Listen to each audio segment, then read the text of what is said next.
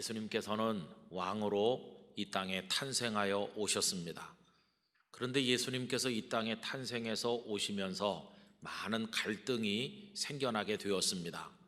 하나님 아버지와 사람들 사이의 갈등, 그리고 사람과 사람들 사이의 갈등이 생겨났습니다. 예수님께서 오심으로써 생겨나게 될 이러한 갈등에 관해서 이미 예수님께서는 마태복음 10장 34절에서 이렇게 말씀하신 바가 있습니다. 내가 세상에 화평을 주러 온 줄로 생각하지 말라. 화평이 아니요 검을 주러 왔노라 하셨습니다. 갈등의 원인은 무엇일까요? 다른 게 아니라 오늘 읽은 본문 중에 핵심 단어인 영접이라고 하는 그 단어 속에 녹아 있다고 하겠습니다. 예수님께서 이 땅에 왕으로 오셨는데 사람들은 예수님을 영접하지 않은 겁니다. 오늘 읽은 본문 11절 말씀을 보십시오. 자기 땅에 오매 자기 백성이 영접하지 아니하였다고 기록되어 있지요. 사람들은 예수님을 영접하지 않았습니다. 바로 여기서부터 예수님을 미워하는 일도 생겼고 급기야는 예수님을 십자가에 못 박는 일도 생겨나게 된 것입니다. 자, 그러면 왜 사람들은 예수님을 영접하지 않았을까요? 그 중에 한 사람을 붙들고 당신은 왜 예수님을 영접하지 않았느냐 묻는다면 어쩌면 그가 이렇게 대답할지도 모르겠습니다. 아유, 저는 몰랐어요. 얼마나 조용하게 오셨는지 알 수가 있어야 말이죠. 그런데 그 하늘나라에서 기획을 좀 잘못한 것 같아요. 하나님의 아드님을 보내실 것 같으면 온 세상이 좀 알도록 그렇게 해주셔야지 알 수가 있는 거 아닙니까? 제가 하나님을 경외하는 사람인데 알기만 했다면 왜 그분을 영접하지 않았겠어요? 이런 식으로 둘러대면서 변명을 할 사람도 있을 겁니다. 그런데 여러분, 아닌 게 아니라 가만히 생각을 해보면, 인간적인 눈으로 보면 하늘나라에서 하나님의 아드님을 세상에 보내시는데 좀 서툴게 준비한 게 아닌가 이런 생각도 들기도 해요. 그냥 인간적으로 만약에 유명한 이벤트 업체에다가 맡겼다고 가정을 해보세요. 탄생 그 시간도 밤이 아니라 사람들이 다 활동하는 대낮으로 할 겁니다. 탄생 장소도 그 작은 베들레헴 마구간이 아니라 헤롯의 궁궐이든지 아니면 로마 황궁이든지 장소를 달리 했을 겁니다. 그리고 소수의 사람들만 알도록 은밀하게 오시는 것이 아니라 올림픽 홍보하듯이 여러 해 전부터 곳곳에 전광판, 광고판 붙이고 언론을 총동원하고 스타들을 동원해서 축하 공연을 하고 세계의 사절단을 다 초대해서 굉장한 행사를 하는 가운데 예수님이 오신다면 사람들이 다 알 수 있지 않았을까 이런 생각을 해보기도 합니다. 여러분, 예수님 오신 것은 그런 이벤트 업체가 하는 것과는 좀 달랐습니다. 조용하게 밤에 소수의 사람만 알도록 탄생을 하셨죠. 그리고는 세례 요한이라는 한 사람을 보내서 그분이 메시아 되심을 세상에 알리는 책임을 감당하게 하셨는데, 이 세례 요한 그런 막중한 일을 감당하기에는 어딘가 좀 부족하지 않나 이렇게 인간적인 눈으로 볼 수도 있겠습니다. 거칠고 투박한 언사를 썼고 그는 세련되지 못하였습니다. 물론 그가 사람들의 눈길을 끌기는 했는데 먹는 음식은 메뚜기와 석청이었고 입는 의복은 약대 털옷이었고 죽어도 일반 주택이 아닌 광야에 거주하면서 사람들의 이목을 끌기는 했습니다. 또 그가 태어날 때도 일반인들과는 좀 달랐다는 이야기도 사람들은 전해 들었을지 모르겠습니다. 그런데 어쨌든 세례 요한의 그 수고는 그다지 큰 성과를 거두지 못한 것 같습니다. 왜냐하면 요한 자신도 감옥에 갇혀 있다가 나중에는 처형당하게 되었기 때문입니다. 창세 이후 최고의 사건이 하나님의 아드님께서 이 땅에 오시는 일인데 어떻게 이렇게 준비가 우리 생각하기에도 좀 이상했을까, 이런 생각을 해보기도 하지요. 그럼 여러분, 하나님께서는 준비가 부실한 것일까요? 그래서 사람들이 잘 몰랐기 때문에 예수님을 영접하지 않은 것일까요? 그렇지 않습니다. 사실 그 어떤 것보다도 하나님께서는 성경 속에 얼마나 당신의 아드님께서 메시아로 왕으로 이 땅에 오실 것을 철저하게 준비하시고 선지자들을 통해 말씀하시고 하나의 착오도 없이 이루어지도록 추진해 오셨는가 하는 것을 우리는 알 수 있습니다. 그 당시 사람들은 이 구약 성경을 통해서 메시아께서 오신다는 거 알고 있었고 또 기다리기도 했습니다. 여러분, 우리 하나님께서 어떻게 준비하셨나 한번 보세요. 미가서 5장 2절은 예수님의 탄생지가 베들레헴이 될 걸 말씀했습니다. 이사야 선지자를 통해서는 처녀의 몸으로 오실 거, 그리고 이새의 줄기에서, 다시 말해 다윗의 후손으로서 오실 것도 이미 다 예언을 했습니다.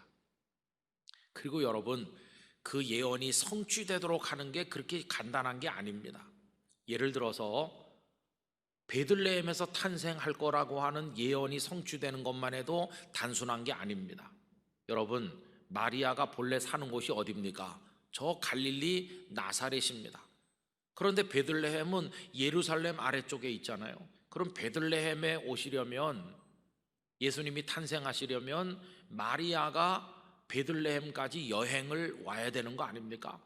그럼 베들레헴이 관광지도 아니고 갈 이유가 없는데 마리아가 베들레헴에 가도록 하기 위해서 하나님께서는 로마 황제 아우구스투스까지 동원하셔서 그로 하여금 천하로 호적하라는 명령을 내리게 한 것이고, 그래서 마리아도 호적하기 위해서 베들레헴에 온 겁니다.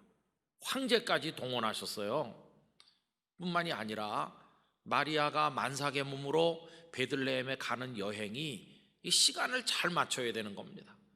여러분, 요셉이 마리아를 짐승에다 태우고 고삐를 잡고 베들레헴까지 안내를 했을 텐데 그 여행이 조금만 속도가 늦으면 베들레헴에 도착하기 전에 길에서 예수님 탄생하실 겁니다. 만약에 여행이 속도가 좀 너무 빠르면 베들레헴에서 호적 다 마치고 다시 나사렛으로 돌아가다가 예수님이 길에서 탄생하시면 베들레헴에서 탄생할 거라는 예언이 이루어지지 않을 게 아닙니까? 그래서 하나님께서는 베들레헴까지 가는 여행의 속도 조절까지 하신 게 아닌가, 이런 생각이 드는 거예요. 그래서 하늘나라에서 준비가 부족했던 게 아니라 너무나 정성껏 준비해서 우리 예수님은 이 땅에 왕으로, 우리의 구원자로 탄생하여 오신 것이었어요. 그런데 사람들은 영접하지 않았어요. 그 이유가 뭐냐? 따로 있는 겁니다. 영접하지 않은 이유가. 여러분, 그 따로 있는 실제 이유는 뭘까요? 첫째는 그분은 왕으로 이 땅에 오셨는데 이미 세상에는 너무나 왕들이 많이 있었기 때문에 사람들은 예수님을 왕으로 영접하지 않았습니다. 그러면 이미 세상에 많이 있는 왕들이 누굴까요? 세상 사람 모두가 다 왕이었습니다. 각자가 자기 인생에서 왕노릇하고 가정에서 왕노릇하고 자기 나름대로 작고 큰 나라들을 세우고 다 그 안에서 자기 뜻대로, 자기 욕심대로, 자기 마음대로 왕노릇하면서 살고 있는 사람들이기 때문에 왕으로 오신 예수님을 영접할 생각이 없는 것이죠. 그래서 오늘 설교 제목 그대로 왕들에게 오신 왕이셨는데 그 세상에 있는 왕들은 예수님을 왕으로 영접하기를 거절했다는 것입니다. 여러분, 세상 사람들은 헤롯 왕과 다를 게 없었어요. 동방의 박사들이 와서 헤롯의 궁궐에서 물어보지 않습니까? 유대인의 왕으로 오시니가 나시니가 어디 계십니까? 헤롯이 깜짝 놀라는 거죠. 아니, 내가 왕인데 무슨 왕이 태어났단 말이야? 그러면서 군대를 보내서 베들레헴의 아기들을 학살하지 않았습니까? 여러분, 헤롯만 그랬던 게 아니라 이 땅에 세상 사람 모두가 다 나름대로 왕 노릇하는 중입니다. 그런데 왕이신 그분이, 나를 백성 삼으시려는 분이 오셨다는 그게 별로 달갑지 않은 거죠. 내가 왕인데 무슨, 이렇게 생각하는 거죠. 그래서 여러분, 예수님이 오셨다는 소식에 문 열고 나가서 영접을 하긴 해요. 그런데 여기 앉으세요 이렇게 하고는 자기는 왕좌에서 내려가서 그분 앞에 무릎 꿇고 엎드려야 됨에도 불구하고 예수님 건너편 자리에 떡하니 앉아서 다리 꼬고 몸을 건들건들 하면서 당신도 왕 나도 왕인데 왕 대 왕으로 정상회담하듯이 예수님을 맞이하는 사람들이 세상에 너무나도 많이 있다는 것이, 예수님을 구주로 믿고 왕으로 믿고 있다는 우리들도 실제에 있어서 별반 다르지 않아요. 여러분, 예수님께 문은 열어드렸어요. 여기 앉으시라고 그랬어요. 그리고 우리도 건너편에 같이 앉아서 팔짱 끼고 있는 겁니다. 그러면서 협상을 하려고 그래요. 그분을 왕으로 모신 백성이라면 무슨 협상이 있겠어요? 그분께 무조건 순종하는 것밖에 없는데 우리는 버티고 앉아서 회담하듯 협상하듯 하는 거죠. 그래, 당신께서 나한테 요구하는 게 뭔지 말해보시오. 뭐 예배 드리라고요? 그건 내가 할 수 있죠. 11조 헌금 바치라고요? 뭐 그것도 쉬운 건 아니지만 해보겠수다. 뭐 봉사하라고요? 뭐 봉사 나쁠 게 없으니까 하죠. 뭐라고 저보고 목사 되라고요? 그 목사 되는 거 내가 한번 생각은 해보지요. 뭐 더 요구할 거 없습니까? 그리고 나서는 자기 생각을 말하는 거죠.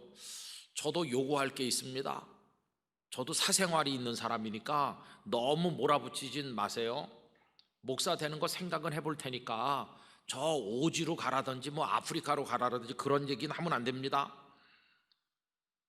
그리고 그 홍길동 집사 찾아가서 먼저 사과하라고 하는 그런 말씀 따위는 절대 나한테 하지 말라고. 딴 건 다 할 수 있지만 그건 절대 못해요. 이러면서 우리도 요구 조건을 예수님 앞에 내놓는 거예요. 당신이 나랑 싸울 생각이 없다면 요선에서 피차 합의를 보고 사인하는 게 어때요? 이러면서 예수님 앞에 거만하게 버티고 앉아있는 모습이 오늘 우리들의 모습인 것입니다. 우리 영락교회 성도 여러분, 어디까지 예수님께 순종하십니까? 어느 선까지 예수님께 드리실 수 있습니까?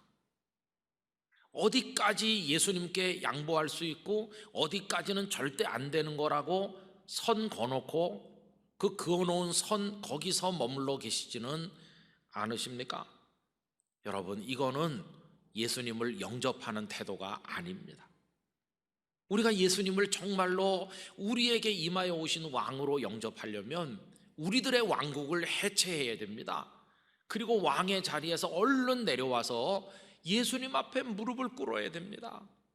그리고 예수님의 십자가 옆에 매달렸던 그 행악자처럼 자신의 왕국에서 왕노릇하는 걸 이젠 포기하고 고백을 해야 됩니다. 그 사람도 자기 왕국에서 왕노릇하면서 살았는데 마지막에 남은 거는 십자가에 달려 죽는 처참한 결과밖에 없으니까 자기 왕국을 버렸어요. 이 지경이 된 내가 무슨 왕인가? 저 예수님의 나라에 나를 맡기겠다.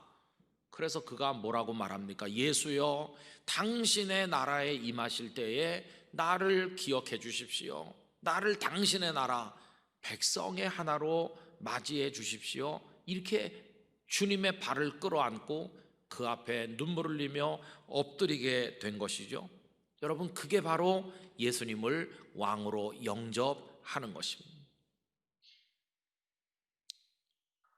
또 사람들이 왜 예수님을 영접하지 않느냐 하면요, 자기들이 왕노릇하고 싶기 때문일 뿐만 아니라 예수님이 말씀하는 그 나라, 그 가만히 들어보니까 우리들이 생각하는 나라와 너무도 다르기 때문이었어요.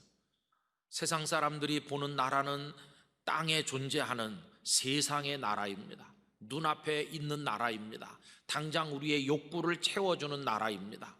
거기 익숙한데 예수님께서 말씀하시는 나라는 이 세상 이 땅에 속하지 않은 하늘에 있는 나라를 말씀하니까 사람들은 그 나라를 받아들일 수가 없었던 겁니다.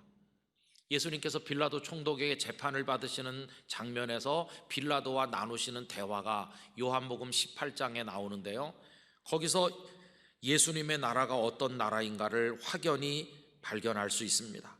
요한복음 18장 33절에 보면요, 이에 빌라도가 다시 관정에 들어가 예수를 불러 이르되 네가 유대인의 왕이냐 이렇게 물어봅니다.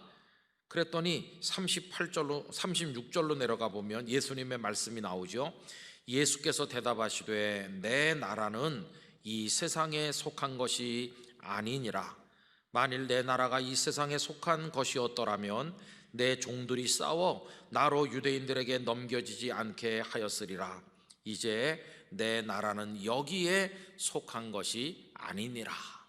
여러분, 예수님의 나라는 금방 있다가 없어질, 썩어서 없어질 세상에 속한 나라가 아니라 영원한 나라, 생명의 나라, 하늘에 있는 나라였는데 사람들은 그 나라를 알지 못하여 예수님을 영접하지 못한 것이었어.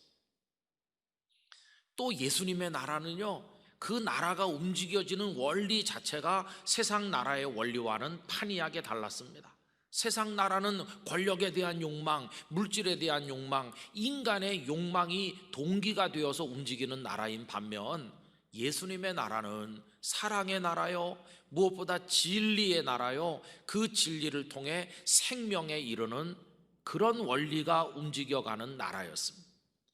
빌라도에게 하신 말씀, 요한복음 18장 37절 이하를 조금 더 읽어드립니다.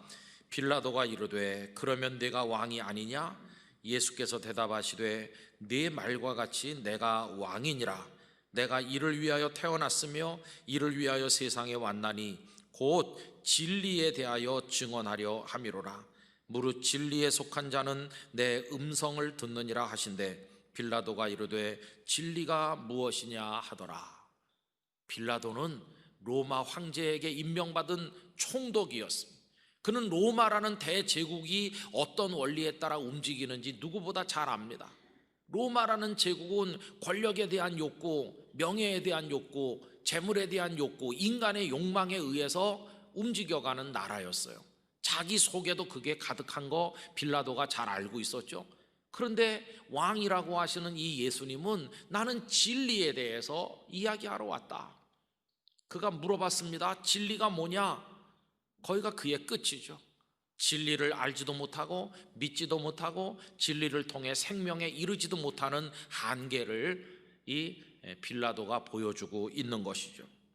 사람들은 진리에는 관심이 없고 자기 욕망을 달성하는 데만 관심이 있고 생명보다는 눈앞에 탐욕을 얻는 데만, 달성하는 데만 관심이 있기에 예수님을 왕으로 영접하지 못한 것입니다.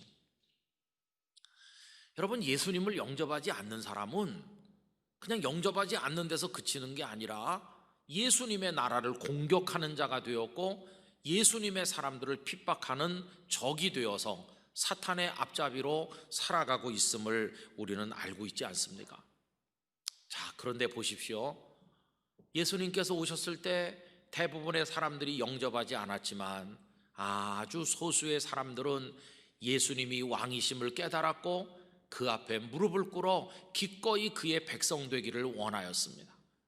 예수님의 모친 마리아, 양부 요셉, 그리고 베들레헴 들판의 목자들, 멀리서 왔던 동방의 박사들, 나중에 예수님을 따라다녔던 제자들, 그리고 병자들, 가난한 사람들, 세리와 창기들, 그리고 왕으로 성공했다고 자부하는 교만한 자들에 의해서 쫓기면서 설 자리를 찾지 못했던 이 땅에 불쌍한 많은 사람들이 예수님 앞에 눈물로 엎드려서 당신만이 저의 왕이십니다 이러면서 주님의 두 발을 끌어안고 어떤 말씀이든지 하시면 절대 순종하겠노라고 하면서 예수님을 따르게 되었는데, 여러분, 그들에게 예수님께서 어떤 복과 은혜를 주셨을까요? 그게 바로 오늘 본문 12절 말씀입니다. 다 같이 소리내서 함께 읽도록 하겠습니다. 영접하는 자, 곧 그 이름을 믿는 자들에게는 하나님의 자녀가 되는 권세를 주셨으니 할렐루야. 예수님을 다 거절하는데, 방금 말씀드린 그 사람들은 왕의 자리에서 내려와서 주님을 영접하며 그 앞에 무릎 꿇고 눈물로 엎드려서 당신은 나의 왕이십니다, 이렇게 영접하니 그게 바로 그들의 믿음이었습니다. 영접하는 자, 곧 그 이름을 믿는 자들에게 하나님의 자녀가 되는 권세를 주신 것이었습니다. 여러분, 이 권세를 우리 영락의 모든 성도들이 받게 되시기를 기원하는 것입니다. 예수님을 그렇게 영접하는 것, 그게 곧 믿음이었습니다. 이분들은 절대 순종으로 자신의 믿음을 표현했습니다. 그분이 왕으로 오셨는 것을 알았기 때문에 가라 그러면 가고 오라 그러면 왔습니다. 예수님께서 땅끝을 언급하셨기에 이 사람들은 땅끝에까지 가서 생명을 내놓고 예수님의 복음을 증언하는 일에 자신을 들였던 것을 우리가 알고 있지 않습니까?